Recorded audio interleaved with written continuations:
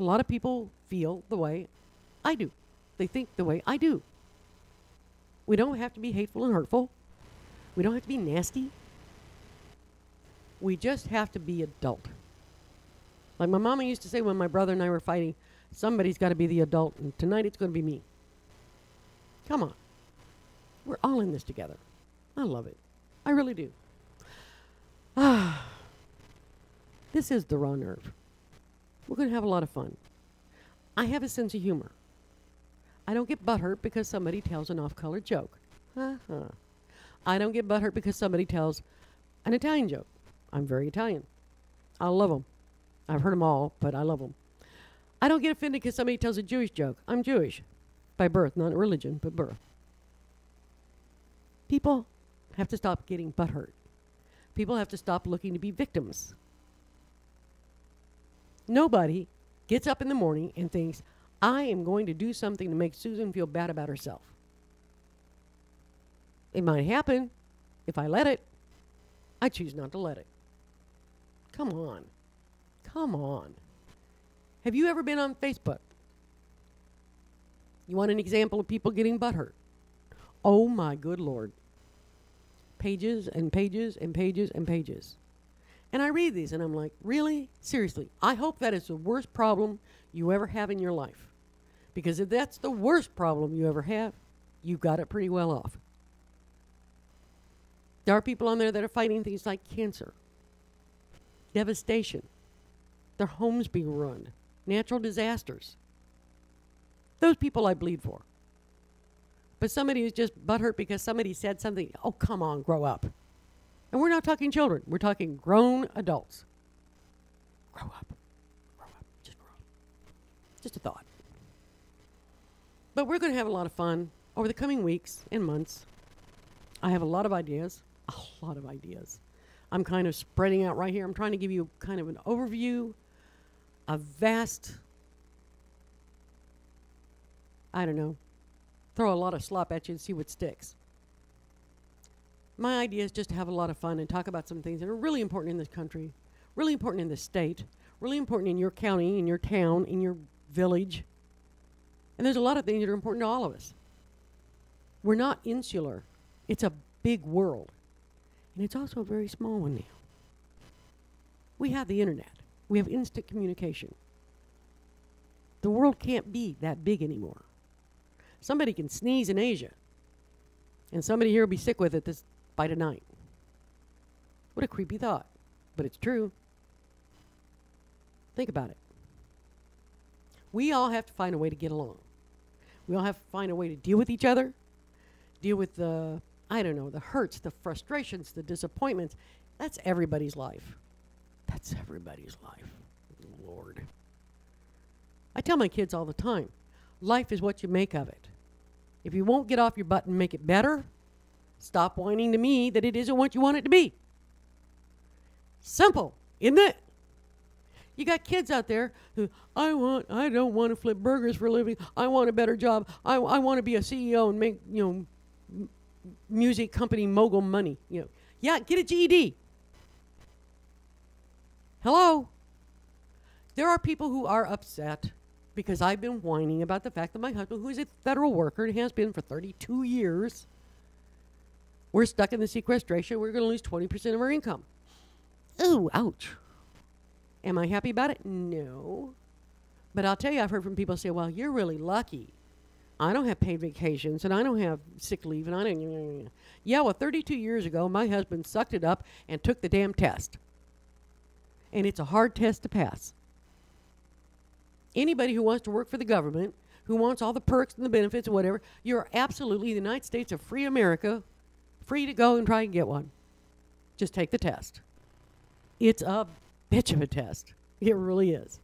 I could never work for the government because my math skills suck. I'm the first one to admit it.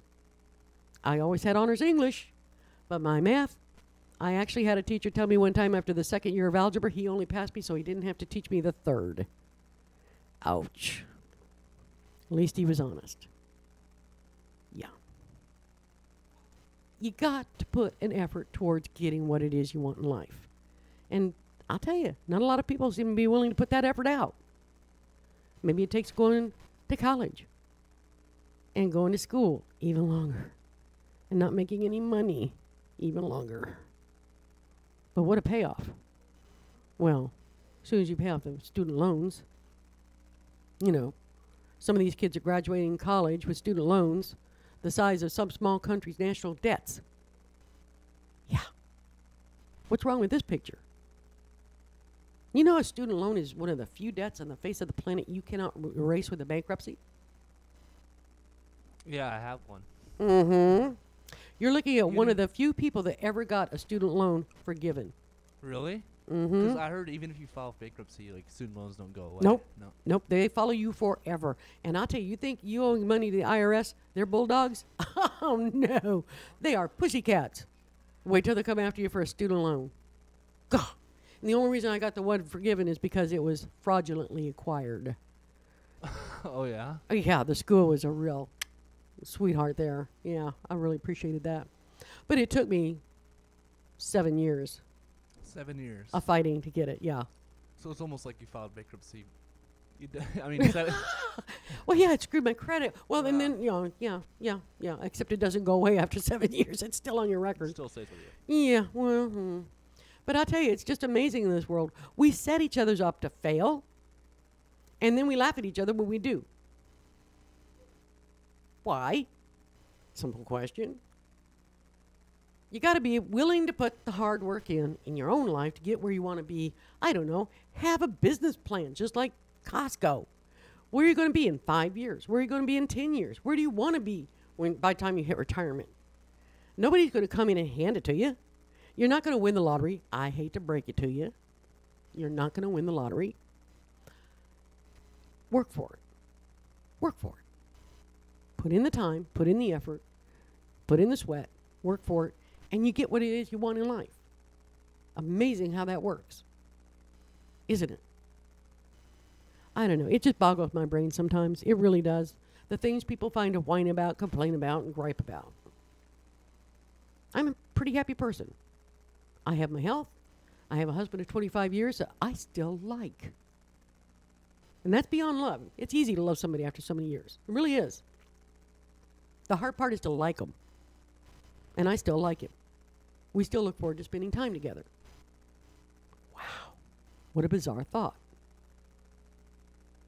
Life is pretty good. We all have our bumps and our pitfalls and our owies and our boo-boos. We all have them. But I got to tell you, we got to come up with some way to get this society as a whole working together again. Something short of somebody flying airplanes into tall buildings in our towns. You suppose there's a way? I'm hoping. I'm really hoping. But I tell you, I think a first good step is discussion. Talk about it. Talk about why you think your opinion is right and everybody else's opinion sucks.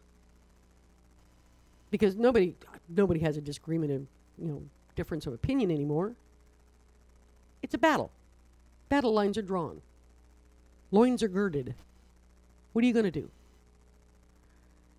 It used to be said that I may not agree with what you say, but I will defend to the death your right to say it. Nobody says that anymore. Because people are too fast to get butthurt. You said what? You said what? Yeah. I may not agree with what you say, especially you come to me and say, I know, there's too much gun violence. We need to take all the guns. I am so going to disagree with what you're saying. But you know what? I'm not going to hit you. I'm not going to shoot you. I'm not going to call you names. I'm going to tell you why the Constitution of the United States spells out that I don't care what it is you want. It's not going to happen because it is constitutionally guaranteed. The Constitution, we the people, yeah. In order to form a more perfect union, we're still working on that part. I got to tell you. But I'm not a big conspiracy theorist. There's some things I wonder about, like gas companies. I do wonder. But in the whole, in the whole, I think that we can come together. We can discuss these issues. We can figure out what would make it better.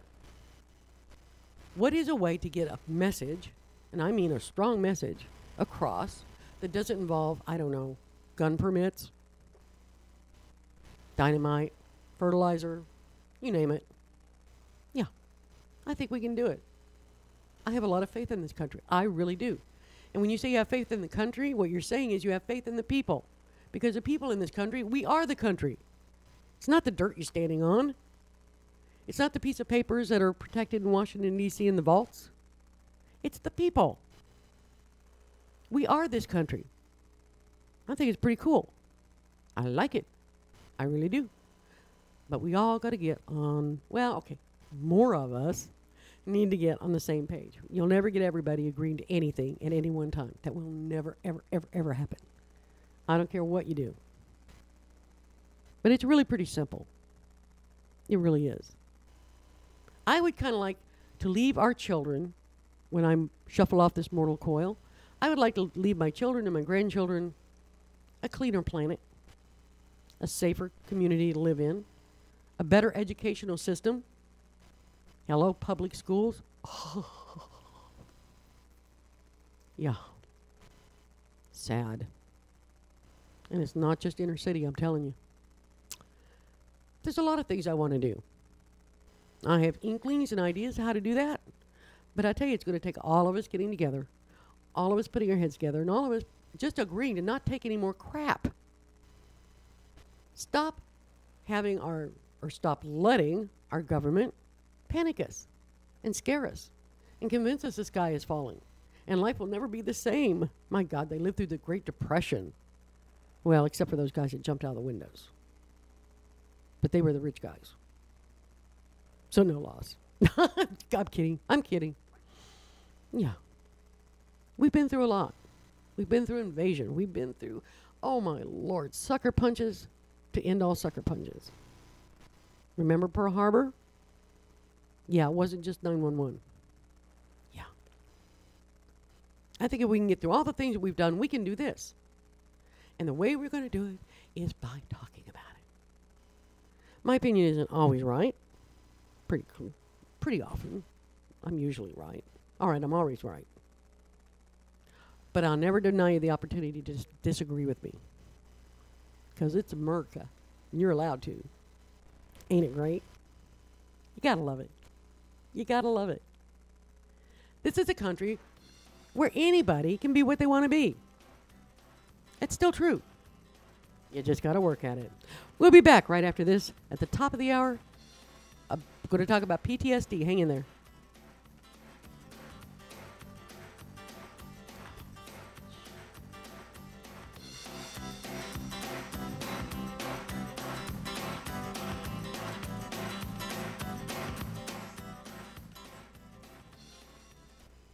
Did you know volunteering with the Bremerton Central Lions Club can be fun? Community services for everyone. Young people, families, men, women. As a volunteer, you'll help your community and gain valuable skills. Network with others, energize your life, make an impact, and have fun. Get in step with your community and volunteer. Visit us at bremertoncentralwa.lion.wap.org. NPR News in Washington, I'm Barbara Klein. Scientists say a child has been cured of HIV for the first time. NPR's Richard Knox reports it's only the second person in the world thought to have been cured of infection with the AIDS virus. The child was born in Mississippi in 2010 of a mother infected with HIV. The infant got treated right after birth with high doses of standard antiviral drugs. That suppressed HIV in her blood to undetectable levels. But when the child was 18 months old, her mother stopped bringing her in for checkups. When doctors tracked her down, the toddler had been off medicine for at least 6 months, but HIV had not roared back. Dr. Hannah Gay of the University of Mississippi treated the child. She says the case may show how to cure other children with HIV. I feel confident that if what we hope for comes about, then the world will come together to try to overcome. About 330,000 babies are born with HIV around the world each year. Richard Knox, NPR News. In Karachi, Pakistan, at least 37 people are dead after a car bomb exploded outside a mosque today in a mostly Shiite Muslim neighborhood. The bomb went off as congregants were leaving evening prayers. No one has claimed responsibility. Secretary of State John Kerry spent 2 hours meeting with Egyptian President Mohamed Morsi in Cairo today, and afterwards announced the U.S. is giving Egypt an immediate infusion of $190 million in aid. Kerry says the Egyptian leader agreed to make some tough economic reforms. NPR's Michelle Kellerman is traveling with the secretary. Kerry says Egyptians did not risk their lives in Tahrir Square to see the opportunity for a bright future squandered. He says Egyptians need to come together now to address their economic challenges. He's been urging President Mohamed Morsi to implement what are likely to be unpopular reforms in order for Egypt to reach a loan deal with the International Monetary Fund. Kerry says that would unlock more of the aid President Obama promised to Egypt 2 years ago. $60 million to launch an enterprise fund meant to help small and medium businesses in Egypt. Michelle Kellerman, NPR News, traveling with the secretary in Riyadh. Democrats and Republicans are blaming each other for the across-the-board government spending cuts that kicked in Friday night, and at the same time they're calling for bipartisanship. Republican Senator Lindsey Graham today on CBS's Face the Nation. Why can't we solve the nation's problems? You can blame both groups because at the end of the day it's going to take both of us to do what Ronald Reagan and Tip O'Neill did. What were Ronald Reagan and Tip O'Neill able to do? Save Social Security from bankruptcy by talking to each other. Meanwhile, House Speaker John Boehner says he'll move this week on a measure to keep the government open through September 30th. That's the end of the fiscal year. This is NPR News. Swiss voters have approved an initiative to cut the salaries and bonuses of top business executives. As Lisa Schlein reports from Geneva, nearly 68% approved a plan that gives shareholders the right to ban multi-million-dollar payouts to company executives. A representative of the Swiss shareholders group Actares, Edouard Domen, says it's easy to see why the Swiss voted for the so-called Fat Cat initiative. He says people are angry at bankers and other top executives who receive huge golden handshakes for doing a bad job. Small people, little workers and so on, have to dig into their pockets to bail out these banks, literally crooks, some of whom walked off with their money. These new measures are among the toughest controls on executive pay in the world. They will be written into the Swiss constitution, and company managers who flout the rules could face a hefty fine and up to 3 years in prison. For NPR News, I'm Lisa Schlein in Geneva. Scottish Cardinal Keith O'Brien, who was once Britain's most senior Roman Catholic cleric, is apologizing for sexual conduct, which he says fell below the standards expected of him. O'Brien resigned as Archbishop last month after a newspaper reported allegations by some priests that O'Brien had made inappropriate advances. O'Brien initially denied the accusations. He now says he'll play no further part in the public life of the Catholic Church. Tomorrow morning at the Vatican, the College of Cardinals convenes to discuss the issues the next pope will face. It's unclear when the conclave to elect a new pope will be held. I'm Barbara Klein, NPR News in Washington. Getting married, entertaining clients, or maybe you're just having a bash with your friends. No matter the occasion, make sure you plug into the tunes with E&M Entertainment. There are tons of DJs out there, but how many of them want to get to know you beforehand so they can play your soundtrack at your event at your kind of price? It's more than just a great selection. E&M plays your great selection, and that makes all the difference. So call 425-971-8078.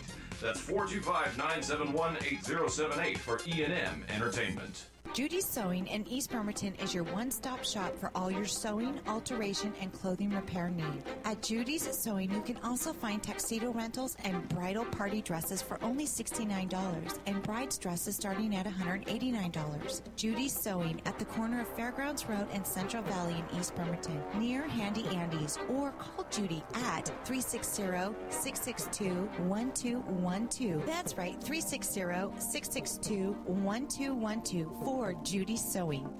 Hi, this is Kingston Girl, your go-to girl for news, people, places, and events in Kitsap County and beyond. I'm your source for all the information about the biggest events in Kitsap County and hotel reviews nationwide. Plus, check out my blog for my latest travel advice about the places you gotta see. Follow me on Facebook by searching for Kingston Girl, on Twitter at Kingston Girl New, and on my blog at kingstongirly.blogspot.com, and find out what you have been missing out on.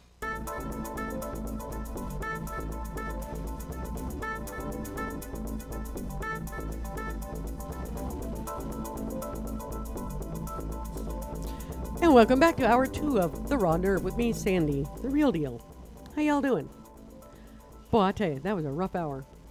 It's been a while. It's been a few years, but I'm telling you, the rust will get knocked off and I'll get back in the swing of things and it will be much better, I promise.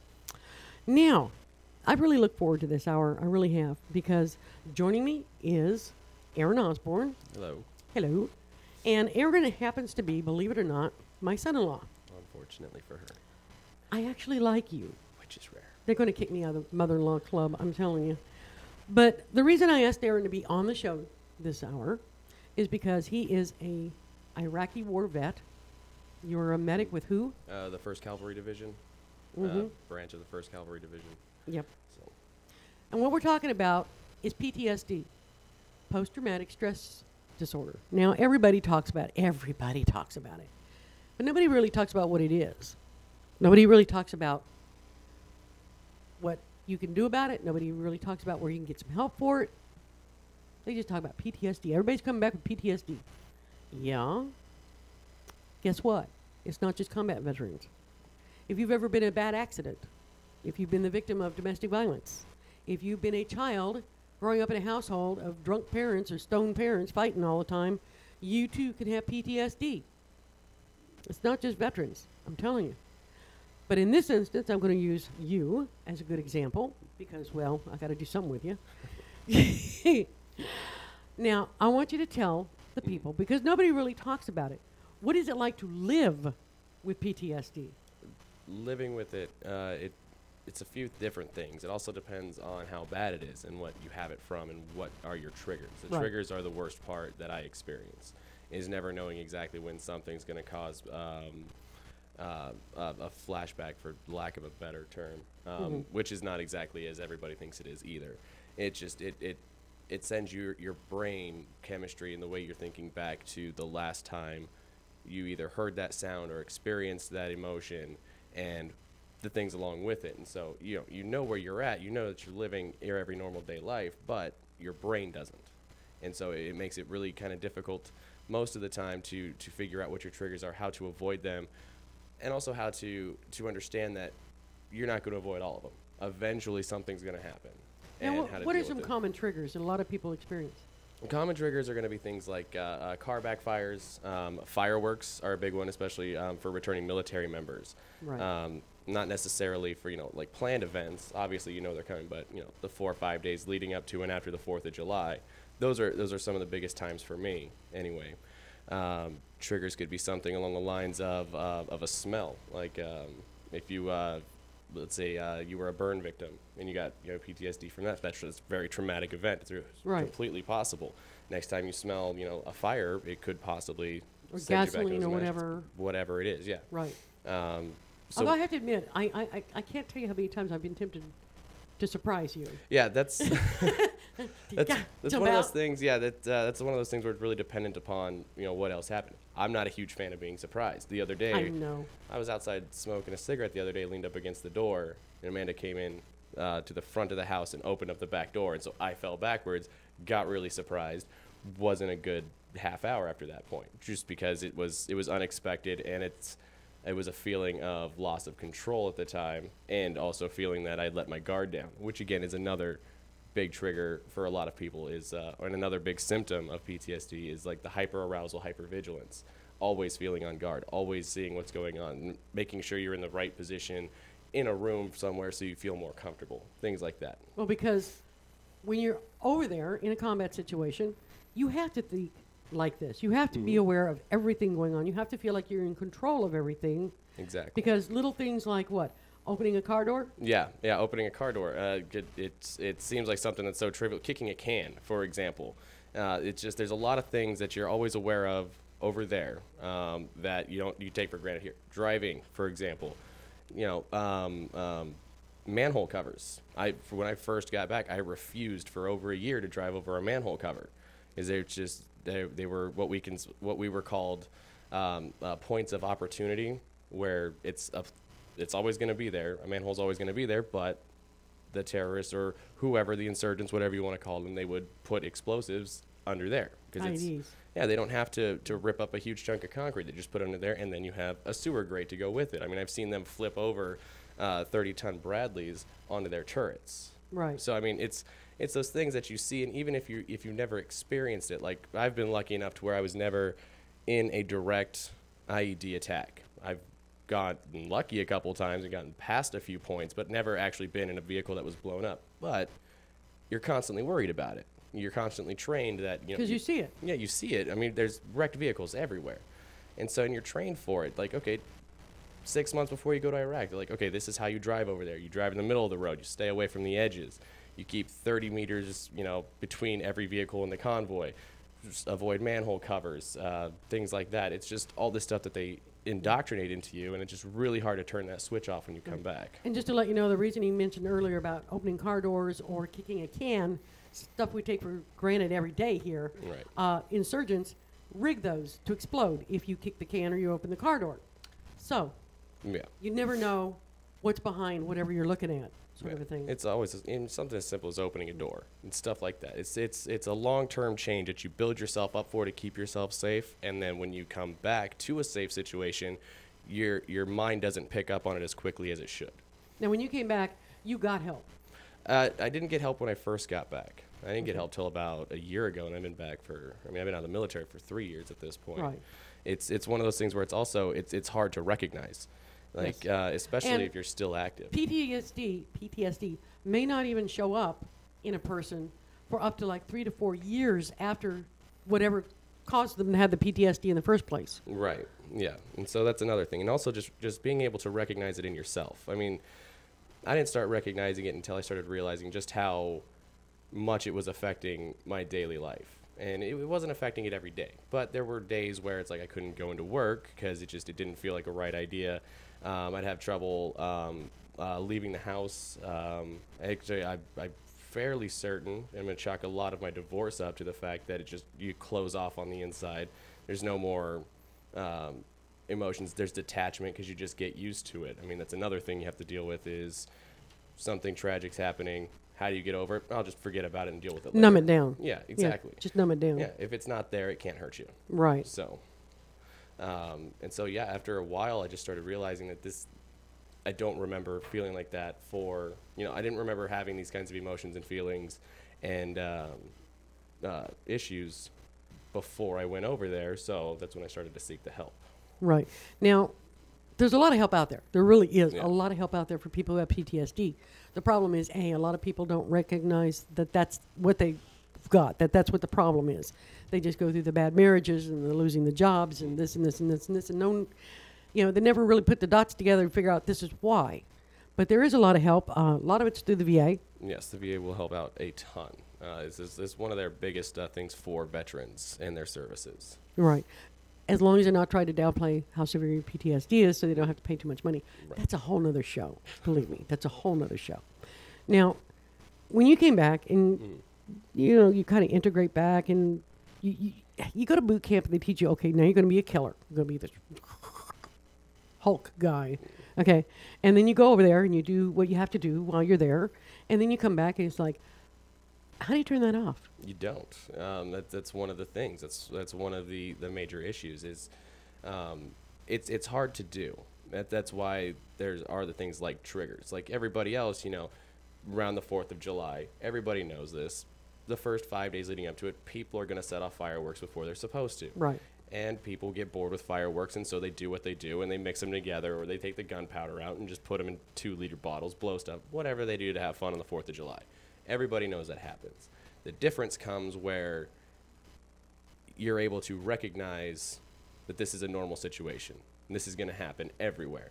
And it's really hard to turn that off, and it's not the first thing that crosses your mind, and that's where the triggers come from. And that's That's one of the biggest things is, yeah, you're absolutely right. You're completely trained and indoctrinated from basic training all the way through until you're out of the military, because you're always doing training that you need to do this. This is what needs to happen.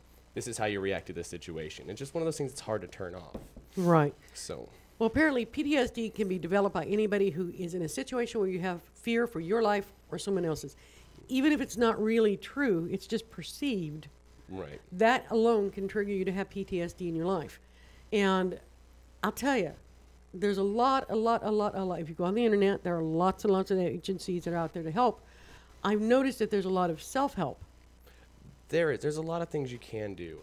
One of the biggest things that I had to do that helped me a lot was kind of a disassociation process where, let's say a trigger happens, and you're able to recognize that it happened, and you're starting to slip down a slippery path of, this is going to turn into a horrible day. This is going to set me off, and I'm not going to be able to recover from it. Right. And so there's exercises like meditation, guided meditation that help me a lot, where you establish pre-trigger, pre-events, when you're in a normal state of mind, a place where you can go to in your mind that's a safe place for you, whatever that is. And then you just involve yourself in that world. Everything's bright and happy and cheery, that whole thing. That does help. It really does. Just positive thinking, because if you can break that brain pattern of this is a bad situation, react to a bad situation how you know how to, which is a lot of aggression and survival instinct. If you can break that brain pattern, it's not going to be as bad. The flashback will be less severe. The emotions won't be as hard. Your anxiety will probably go down as well over time, especially if you can take control of a situation. That is the biggest thing you can do to help ease the anxiety involved with the PTSD, the hypervigilance of always being on edge. Right. And so that's got to be exhausting too. It is. It's exhausting. Mentally and physically exhausting. It's one of those things that you don't even really notice a whole. It's exhausting, and you can tell that you can only maintain it for a while. One of my biggest issues has always been a sleep cycle. I have a really hard time sleeping, but I don't like taking the sleep aids involved with it because of the way they make me feel. They make me feel completely out of control. I mean, taking a little pill that just knocks me out is not my idea of a good night's sleep or a fun time. No. Especially if something were to happen, which again, it's part of the hypervigilance. But every couple weeks or so, your body's just going to crash. You'll sleep for 48 hours. But again, that's one of those things you can control, knowing that it's good to be vigilant. You don't need to be always on edge. What I think it is interesting is that if you go and get help, say through the VA or one of the agencies out there, a lot of times they do something that's called cognitive behavioral therapy. And this is it's a very, very useful way to reintegrate somebody's sort of your brain back into real life. Mm-hmm. There's also self-help therapies out there that involve basically submersion. You just expose yourself over and over and over to whatever triggers you. And the triggers can be very tiny. The triggers are very different for everybody. They're not the same things. And I don't know. That seems just kind of cruel to me. That is definitely something that you would have to bring up with your therapist at the time. Yes. That's got to be one of those things where they either decide it's going to help you or it's not. As far as I understand, immersion training or any sort of immersion therapy is they just expose you to whatever it is that triggers you so often that, again, you just become numb to it. Right. So, again, if that's something they're trying to avoid in your therapy is you detaching yourself from situations and people, it's probably not recommended. But, again, that's something that a therapist would go through with you. Right. And what's interesting is a lot of people don't realize that there are different levels of PTSD, just like a lot of other things. Excuse me. And if you are diagnosed by a professional as being disabled with PTSD, and that's severe, that is recognized as a disability. You need to look into getting onto disability. I'm not saying go, oh, well, gee, I've got it really bad. No, seriously, you need the help. This would go a long way to keep a lot of these veterans off the streets. Exactly. I think it's a big reason why we have a lot of veterans. Vietnam veterans, you bet. Yeah. They didn't even recognize, they knew what PTSD was, or a different term for it back then. Mm-hmm. They recognized it, but they sort of poo-pooed it. It's like, no big deal. But it ruined people's lives. Oh, yeah. It really did. I'm really glad that nowadays, I'm sorry we still have wars that people are being subjected to, But I'm glad that at least somebody got intelligent and recognized the issue that's coming back. And it's not just PTSD. A lot of times when someone has PTSD, they also have some degree or another of brain trauma. Right, yeah. And brain trauma doesn't necessarily mean, something hideously, horribly wrong with you. It can be very subtle. Right, yeah, that's another big issue is the traumatic brain injuries, which can do just as much as PTSD can do. I mean, it completely changes your way of thinking in your daily life. As far as, recognizing and getting the help, the sooner you can, the better. For active duty military members, for sure, if you have any suspicion that you might have some sort of traumatic brain injury or PTSD or anything like that, that is especially if it's related to a combat zone, get seen for it while you're still active. Or if you love someone. Yeah, or if you're full of that you're worried is exhibiting symptoms. Right. Because a lot of times the guys, or the individuals involved, they don't admit it. To them, they're okay. They're fine. They can handle it. It's no big deal. But if you're someone who loves someone that's exhibiting these symptoms and signs, push them to get help. They really need it. Yeah, it's one of those things that the sooner you get treatment for it, the better it is. Because if you wait too long and you just get used to the way it is, then your body's going to adapt to it. And once you adapt, it's a lot harder to change anything. So the sooner you can get treatment, the better the treatment is as well. It's going to go a lot farther, a lot quicker. This is also something that isn't going to be cured in 3-6 months. It's going to take a long time.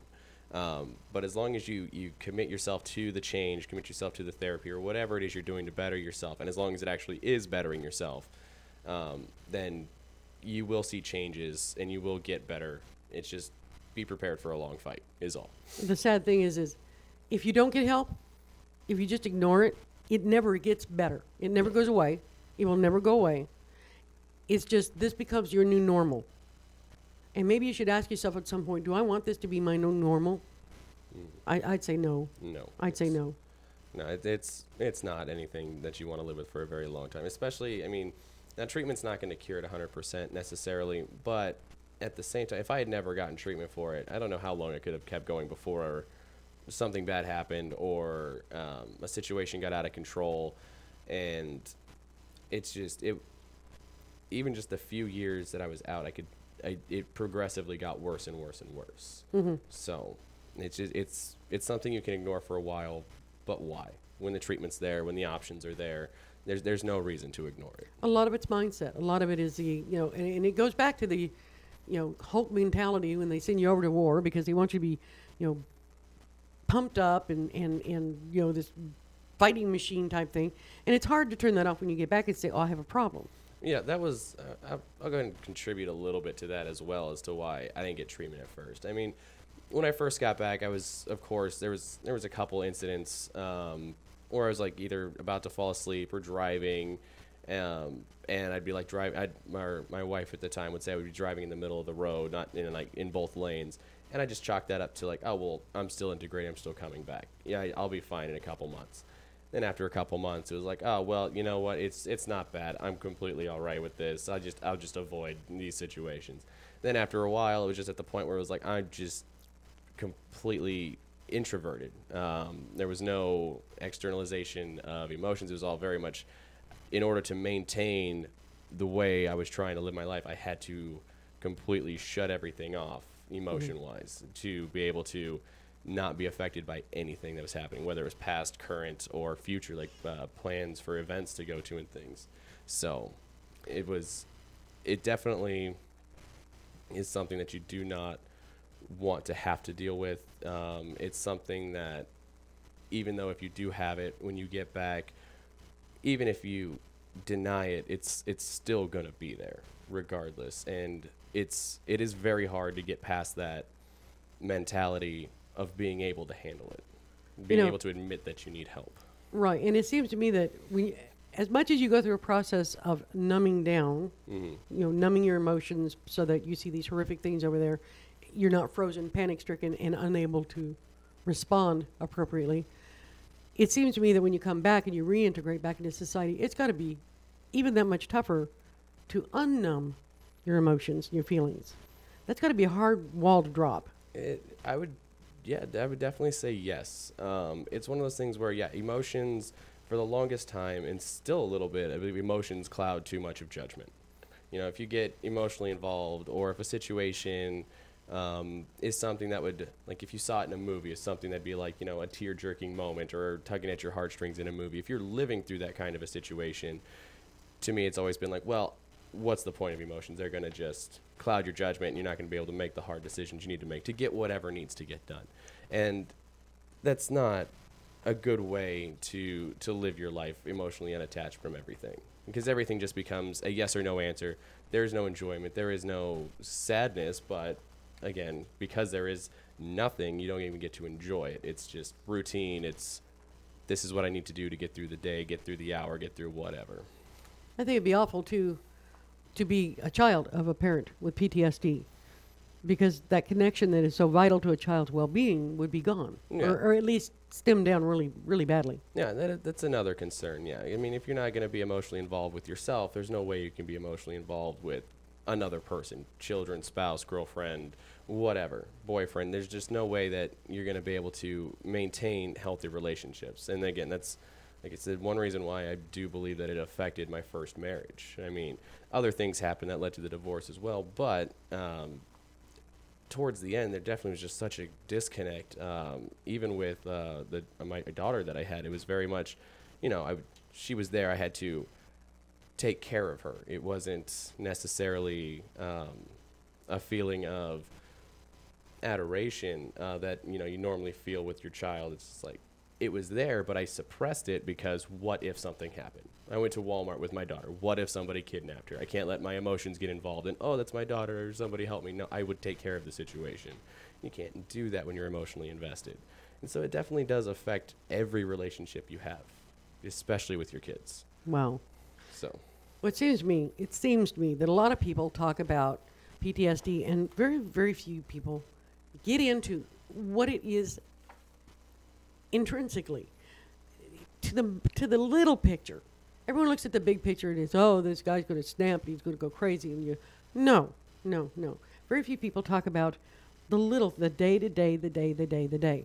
And then you've got the wives and the husbands that are dealing with the loved ones who have this, trying to get them help, trying to deal with it. This has got to be really, really difficult. Yeah, it would have to be. I mean, I know I'm not an easy person to get along with. No, you're not. Generally. So, and then being able to find someone to not only have the strength to support a relationship with somebody, which is hard enough to do as it is. Oh, yeah. And then just to try to support a relationship with somebody who may not even be able to express the way that they actually feel or show you the way that they want to express their love to you. They may, or, there's a very good chance that they do want to express these emotions, but they just don't know how. Or they can't. Not anymore. Yeah, they just don't feel them anymore. Right. But they know they're there, and to them, just sticking around is enough. Being like, oh, well, I'm here, we're fine, and that's okay with them. It's a very status quo thing. It's that's really sad. It is, yeah. It's a hard thing to get over. It's one of those things where it takes a very strong person to be able to put up with someone who they know loves them, but has a very hard time showing it and doesn't see a very big benefit in showing it other than to satisfy the other person's feelings. Mm-hmm. Like, it's a hard thing to live with. It's almost like living with somebody who is completely emotionally unattached. It's just, they're there a lot of the time. Well, this is why I think that if you're married to somebody who has PTSD, you think they have PTSD, it is so important. Find out what it is. Find out, even if they won't get help, find out what it is. You need to learn what their triggers are. Because I'll tell you, sometimes it can be scary, some of those triggers. Some of the guys have really knee-jerk, no conscious thought whatsoever reactions. And that's the sort of thing that puts a bad name out there, basically. Yeah, and it is. And that's one thing I'll give my current wife, Amanda. She's one of those kinds of people who likes to jump around corners and scare the people in the house. I'm sorry, she got that from me. I'm sorry. Yeah, no, that's completely fine. I love it. It's something she wants to do, and she talks to me about it and how when we were first getting together and dating, how she wanted to do that. I told her it probably wouldn't be a great idea, and I didn't feel really comfortable about going to jail for assault, especially when it was involuntary. So it's those things where she's had to completely cancel out a part of who she essentially is as a person and what she does to, break the monotony of living with somebody for a long time. And she's had to completely change that. And she still thinks about it, and she'll mention it every now and again. And it's like, okay, I know it's never going to happen, but thank you. I appreciate it. I have to admit, the thought goes through my mind every 4th of July, how much fun it would be to just a little black cat under the chair. Yeah, no, see stuff like that, or compressed air horns and then run like behind hell. doors. Yeah, it's little things like that, like the little pranks you can't do anymore too. It's like those are the things, especially if you're with somebody who likes to pull those pranks. It can really affect everything. Well, the question is there an end to it? That I'm not sure of. I don't know if there is necessarily an end to it. There's definitely control that you can get from it or for it. There's definitely levels of involvement that you can put yourself through in order to handle and or just deal with it. An end, I haven't found one. But I have found abilities and ways to control situations and my own reactions to those situations. Maybe that in and of itself is an end. It's an end to control. I would consider that an end to the helplessness feeling. Yeah. I wouldn't necessarily call it an end to the actual problem. Right. I'm not sure PTSD. I don't know if it ever really goes away. Yeah. I really don't know. Yeah, that's something I'm not sure. To me, it doesn't feel like it ever will. But again, like I said, I'm still young. There's still years down the road. Who knows what's going to happen? This is assuming we all don't kill you first. Well, and we'll see how that goes. He is my son-in-law. I'm allowed. So. Yeah. But, I got to tell you, a lot of people, I've talked to a lot of people who have either known somebody with PTSD or has PTSD, has had issues with it in the past. And one thing I'm always struck by is how very often they're not willing to really talk about it, what it's like to live with it. They'll talk about it in general terms. They'll talk about it in broad strokes. But to talk about what it's really like to live with it, it's almost like people's dirty little secret. Right. And I don't really understand that because it's something you didn't ask for. It's something you didn't go looking for. It's not like, well, I fried part of my brain with drugs, so now I have this problem. But it's always kind of amazed me that people have this sort of attitude. Well, and to me, the whole hard to talk about thing, for me, a big part of it and why it's hard to talk about is it's almost like rehashing an old problem. It's a lot of times, especially the details about if it's a specific event sort of episode. Yeah, it's a really hard thing to talk about. But even just talking about having it's because you're made to feel, for the most part, you're supposed to be strong in control of yourself and your body. And so anything like PTSD, where you can't control that part of yourself, any sort of mental disorder, it's a hard thing to talk about. It's something. It's not like a cut where you can put a Band-Aid on it. Eventually, it's going to heal itself on its own.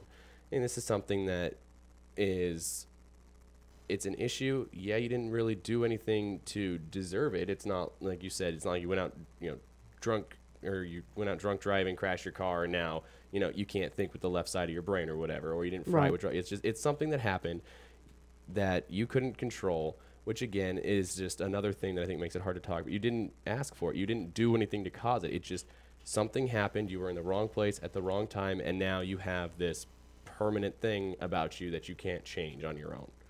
I think one of the saddest things I ever heard was a gentleman on TV talking about he came home with PTSD, and he said he actually would have almost rather had a visible wound, had an actual visible wound that people could see and understand, oh, there's something different about him now, right? Than just come home with PTSD. I think that's sad. Yeah, well, and that's part of it too. I mean, it's a lot easier to explain, like, oh, hey. Tell you what, we're going to take a quick break now. We'll be back right after this. Hang in there. It's The Raw Nerve with me, Susan, and my guest, Aaron Osborne.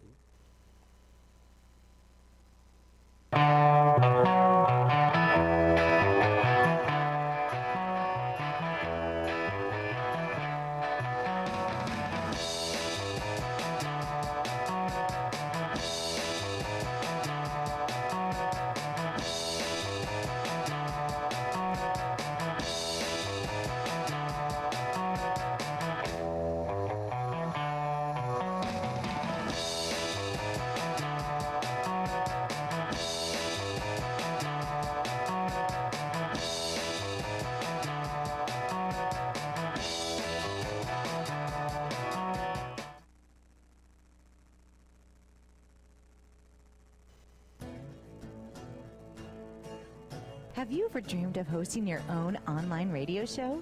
Now you have the chance. Guardian Broadcasting is offering you the chance to have your own show on the network. You pick the topic, you host the show. Join the likes of Outlaw Radio Network and Megamouth Networks and make your voice heard. For more information, visit guardianbroadcasting.com. Guardian Broadcasting, broadcasting without boundaries. Paladin Data Systems is in the business of successful technology product deployment. Paladin Data Systems provides information management products and solutions to government agencies and others that need a trusted, experienced technology partner. Paladin's core philosophy is simple: do right, do our best, and treat others the way we would like to be treated. Paladin Data Systems is also a proud sponsor of the Habitat for Humanity of Kitsap County. Find out more about Paladin Data Systems online at paladindata.com. Paladin Data Systems. Innovation, integrity, results. As Kitsap County's largest maintenance provider, Team Innovative in Paulsbo provides commercial and residential maintenance to hundreds of millions of dollars of local real estate. With services including parking lot maintenance and street cleaning to landscape and design, Team Innovative is committed to using a green approach and following a strong environmental conscience. Team Innovative Services, 697-6858, or visit them online at getinnovative.net. Team Innovative Services, get serious, get innovative.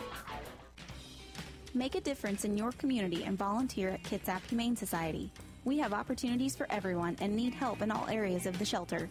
You can clean, feed, and help socialize animals, or answer phones, greet customers, and help run special events and fundraisers.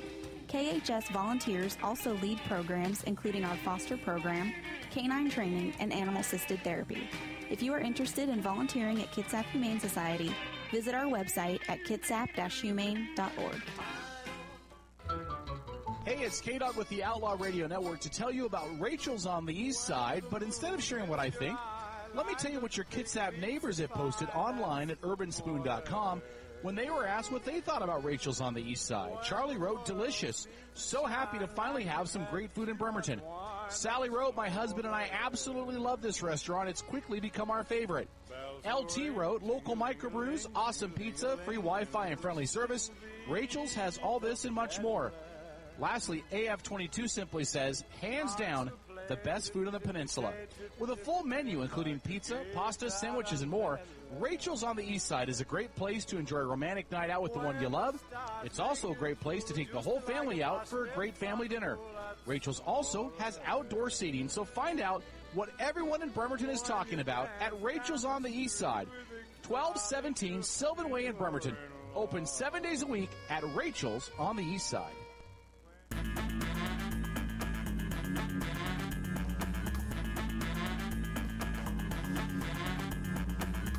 And welcome back to the Raw Nerve. Oh, Lord, I'm losing it big time. Hi, I'm Susan, The Real Deal. I am your host here on The Raw Deal. Welcome. If you have any comments or questions, you can phone in at 253-617-1440. Yeah. You can IM me, too, at guardianbroadcasting.com or edgemediasource.com. All one word. Now I'm talking right now with, happens to be my son-in-law, Aaron Osborne. He is a former Iraqi medic. He was a medic with the cavalry. Yeah. Army medic, not Iraqi medic. Completely different thing. Yeah. What do they do? Do they have Band-Aids? I don't know. Their hospitals, they do what they can. That's not saying much. That's the most politically polite thing I think I've heard in a long time. Well, they make do with what they got. It's not sand. Bad. They put sand in it. They have x-rays. I saw an x-ray once. It was nice. Wow. Kind of. Yeah. I mean. But you were with the cavalry, which is Army infantry, right? The mechanized infantry, yeah. Mechanized infantry. The big toys, the Bradleys, the Abrams, the Humvees, the up-armored MREPs, all that fun stuff. You know, I didn't have to walk, so I was happy with that. I would love to drive a tank just once. I really would. They're fun. It really looks like it. It looks like a lot of fun. Anything with tracks is fun. Yeah. Go anywhere. Go over anything. Now, we're talking this hour. The reason why I'm having Aaron in is that we're talking about PTSD. Aaron is a sufferer of PTSD. He's married to my daughter who has learned to adapt. And you do have to adapt. You have to make changes. You have to recognize trigger issues. And you also have to recognize how to deal with somebody who is... Okay, PTSD is not 24/7. It is something triggers, you go into a mental state of mind. And the person who loves you has to learn to deal with that state of mind until it passes. And that's really a difficult thing to do. Yeah. You know, it's really sad. I think that's one of the reasons why so many of our veterans are coming back, reintegrating into society, and wow, look at the divorce rate. Yeah, it's not like it's not easy for someone to live with, let alone for somebody else who, you know, doesn't have this this disorder to all of a sudden be like, oh well, now my spouse has it, or my girlfriend has it, or this person I'm seeing has it, so I have to change who I am to be with them. It's a really hard thing for someone to do. I mean, it's hard to change for somebody, period, let alone for something that, you know, you're not asking for. It's not going to benefit you at all. You're not, you know, changing from you know, riding around in a two-seater car to a limo because the person you're with is rich or whatever. You're changing to somebody who can't necessarily control their emotions, who can't necessarily control their actions in a certain situation, especially if they aren't sure what all their triggers are. I mean, it's something can just happen that they have no idea about, and then all of a sudden be in a horrible mood for the next day, 3 days, week. It all depends on exactly how well this person is able to cope with it, and it's really hard for someone to be able to do. It is. So. And I'll tell you, my hat is off to anybody out there who is married to or in a relationship with someone who's dealing with this, because it is an incredibly difficult thing to do.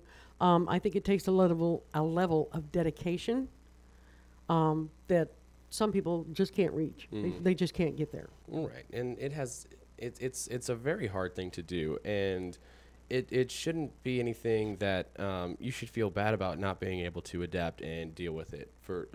I mean, if you're not able to, that's like let's say like your spouse comes back with PTSD. Something happened. They were in a car accident. They're coming back from war. Whatever it is, if they have PTSD, and you're not able to deal with it, that your spouse has it, or you're not, you know, the best influence for them, that's absolutely fine. It's nothing to be worried about. It's just what you can do is either find ways to help them cope with it better, or whatever you can do to help is even enough. If you can't do everything, if you can't change who you are to help, you don't have to, but just understand that this is something that they're going to have forever, as far as I know it. And it's, even if it's not forever, it's going to be here for a big chunk of their life, and it's going to affect everything. And so being able to just see that and to support them with it, even if you can't help them, at least support them. Understand that it's there. Check the frustration at the door. You know, it is frustrating when, you know, you can't, like, let's say you have plans for Saturday night and they get ruined somehow. It's tough to deal with. It really is. And it's one of those things that if you get angry about it and start blaming it on each other, it's never going to work out. So it's a very hard balance to find. Right. And another problem that a lot of people, women have it too, a lot of the people who are dealing with it, they have to deal with something almost as bad, and that's misperception. There's a lot of misperception out there. I know for a fact that, for an example, when you start getting serious with my daughter has children from a previous relationship, and the children's father was actually, and I'll give it to him, he was genuine. He's an idiot, but he was genuine. Yeah. Worried that at some point you were going to snap. Oh, yeah. And hurt her or the kids. And I don't mean to tell tales out of school, but I've heard this from so many other people as well. And there's a misconception out there that if a person comes back, they have PTSD, they're walking time bomb. Tick, tick, tick, tick, tick. And this is so untrue. And it's really unfair. It's a very, very unfair generalization to make. There are extreme cases of PTSD, people who have really, really bad cases. And these are people who generally probably should be hospitalized while they're at least initially dealing with it. Some sort of intensive care, yes. Some intensive care, yes. And these are the ones that you hear about that climb up the tower with a rifle and start picking people off. Right. Okay. That's always a tragedy. And that's a tragedy for the guy involved as well. You know, people don't look at it that way, but it really is. Because it's a situation brought about through no fault of his own. What do you do? We did that to them. Mm. We did that to you. We did that to every no, now listen to me.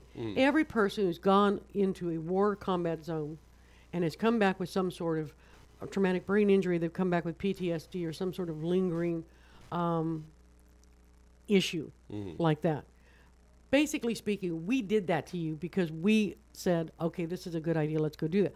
Most of us. Okay, I'm not saying everybody everybody did not love the Iraqi war. Right. Oh, no. I think we invaded the wrong country. I think it's still a hot spot. But it's a whole other story. Yeah. It's a whole other show.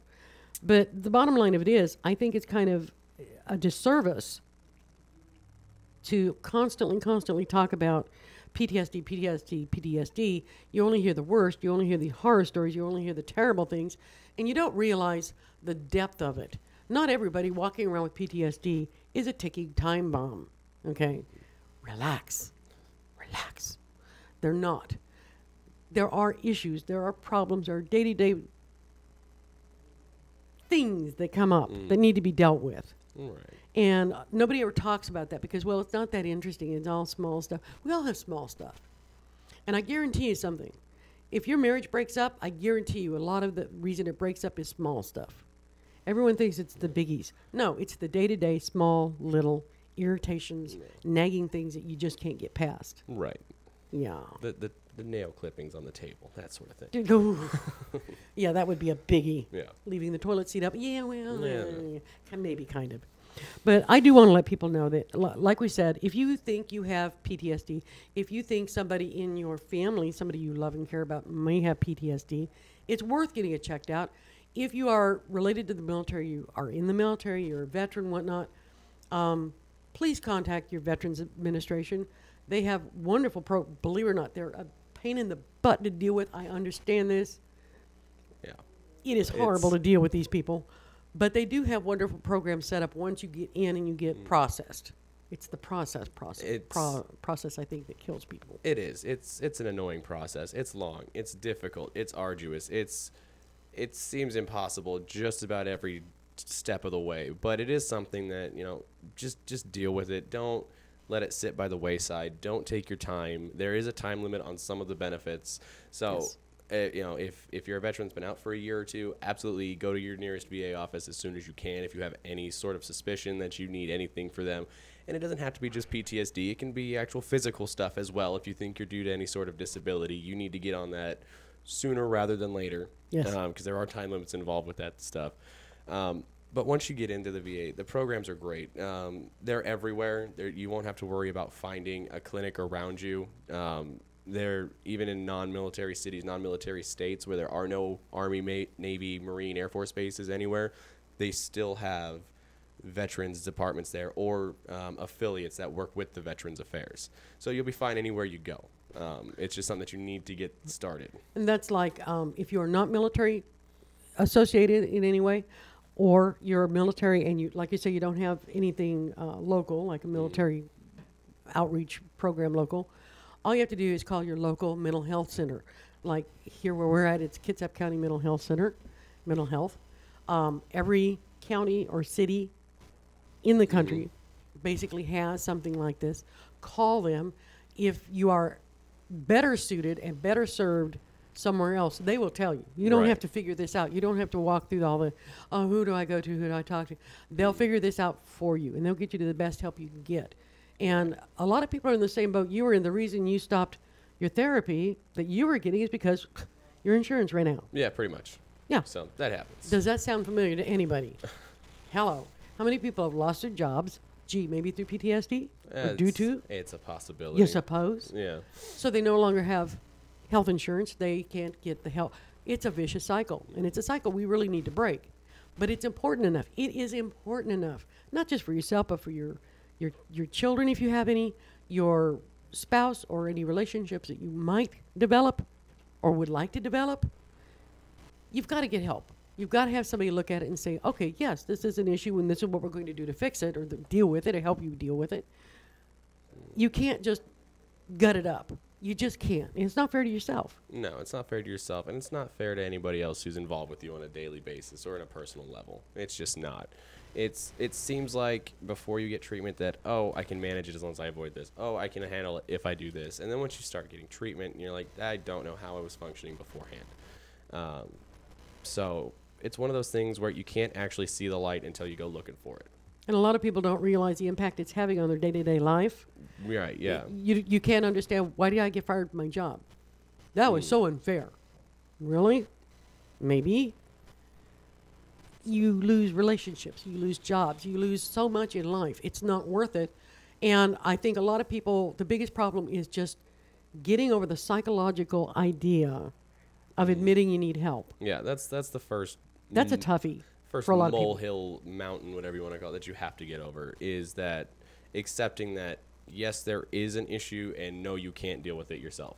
That you might have to go to a complete stranger who you don't know and let them know your deepest, darkest secret and have them fix it for you. It's a tough challenge. It really is. It's that first step you have to take, and that's what opens up the doorway for everything else to start the process of healing. Once you can go to a place, find somebody, and that's another important thing, is finding an actual therapist and counselor that you enjoy, and finding someone that you actually think is genuinely there to care for you. Once you find that, it's a lot easier than it seems. It seems like it's impossible and will never work, but once you take that first step and honestly and earnestly start looking and trying to get help for yourself, it's a walkable path. Right, and people need to remember, like I said, it's not just military. That's who you hear about. Mm-hmm. You hear about the combat veterans coming back with PTSD and blah, blah, blah. But I'll tell you, if you've ever been in a bad accident, if you've had something traumatic happen, if you've witnessed something, there have been people with PTSD who witnessed a plane crash. Right. They weren't injured in the plane crash. They weren't on the plane in the plane crash. They simply witnessed it. And it was so horrific that they developed PTSD. Maybe a year or two later, but they developed it. If you grew up in a household where mom and dad are constantly fighting, screaming, throwing things, it's just a toxic environment, the odds of you having PTSD to some degree or another is phenomenal. And if you think just because, well, I'm getting by, it's okay, no, get the help. Get the help. You don't have insurance? That's what places like Kitsap Mental Health are for. That's for county mental health agencies all across the country are for. They will help you. But you got to be willing to pick up the phone and say, I think I have a problem. Mm-hmm. What do I do? And then follow the advice that you get. And that's hard. That's really a hard thing to do. Right. I know, I'll tell tales on myself. My first husband, or my first marriage, was three shades of just hideousness. Right. Man put me in the hospital 3 times before I finally wised up. And that's not fair. It's not a matter of wising up. It's a matter of being in a position to be able to leave. Right. Everyone says, if she went back to him, she got what she deserved. No, honey, there's a lot more to it than that. Trust me on this. Right. But I didn't realize until after I got out, and that was 5 years of combat. Essentially, yeah. Day-to-day combat. And I didn't realize until I got out, and I was 3 states away. So in effect, I reintegrated back into my old life, from this state to this state. And I couldn't sleep. Every time a car drove by, I was panic-stricken because I was sure he found me. Right. I was sure he found me because I went to great lengths to try to hide, And I am convinced now, looking back, I didn't realize at the time because you never hear about it, but I'm convinced I had a degree of PTSD from it. I would see somebody from the back that looked like him, kind of, sort of, if you squinted. And actually, my heart would race, my palms would sweat. I'd get the fight or flight instinct feeling. And it's a lot of reasons that people develop PTSD. And it's not just the combat veterans, although I'll tell you, thank you for your service. I really do appreciate it. And all the men and women that are out there, laying it down for us, my God. And all I can ever think, and because I'm an old broad, that's somebody's son, that's somebody's daughter, And mom and dad are at home going, oh, please, Right. And that's important to me. That's a biggie. But it's not just them. It's also the people that have been through the ringer. And we all have trauma in our lives. We all have things that are upsetting. That doesn't necessarily mean you're going to get PTSD from it. We're talking about usually pretty severe things. But you've got to be willing to pick up the phone, say, I've got a problem. I can't deal with myself. And that's the biggie.